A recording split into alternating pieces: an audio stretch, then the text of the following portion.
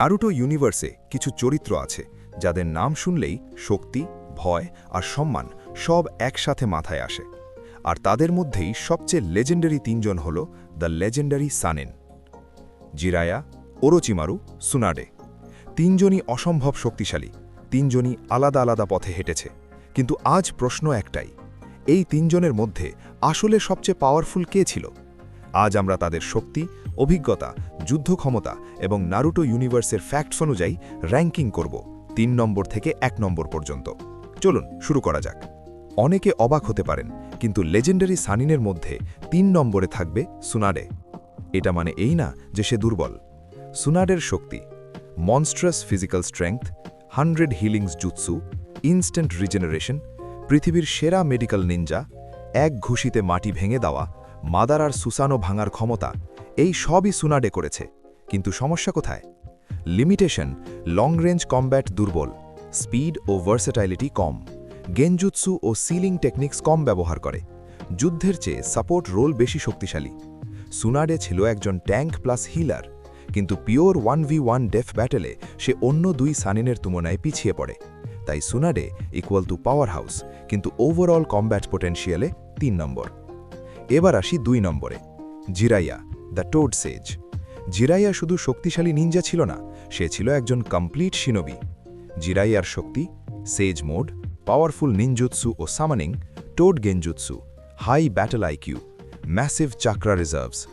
পেইনের সাথে একা লড়াই করা এই কীর্তিই প্রমাণ করে জিরাইয়া কতটা ভয়ঙ্কর ছিল।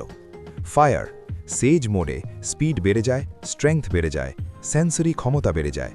যদি জিরাইয়া শুরু থেকেই কমপ্লিট ইনফরমেশন নিয়ে পেইনের সাথে লড়ত, তাহলে ফলাফল অন্যরকম হতে পারত। লিমিটেশন, সেজ মোড অ্যাক্টিভেট করতে সময় লাগে, এজিং বডি, ওভার কনফিডেন্স কখনো কখনো সমস্যা।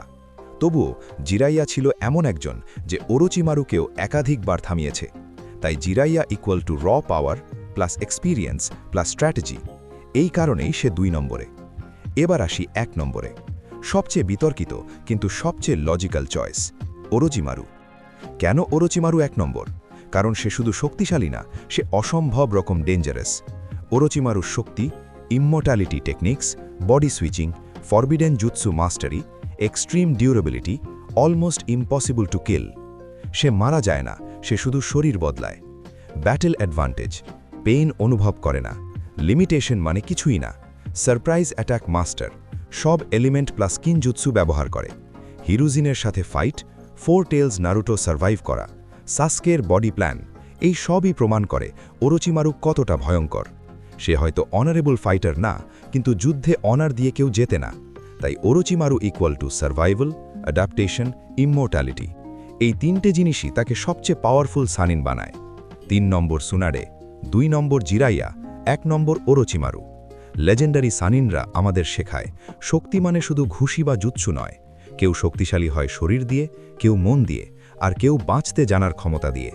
সুনাডে শক্তি দিয়েছে জীবন বাঁচাতে, জিরাইয়া শক্তি দিয়েছে আদর্শ রক্ষায়, আর ওরোচিমারু শক্তি দিয়েছে নিজেকে অমর করতে। ৩জনই লেজেন্ডারি, কিন্তু সবচেয়ে ডেঞ্জারাস ছিল একজনই। শক্তি, প্রতিভা এবং কৌশল, লেজেন্ডারি সানিনরা এগুলো নিয়ে খেলেছে।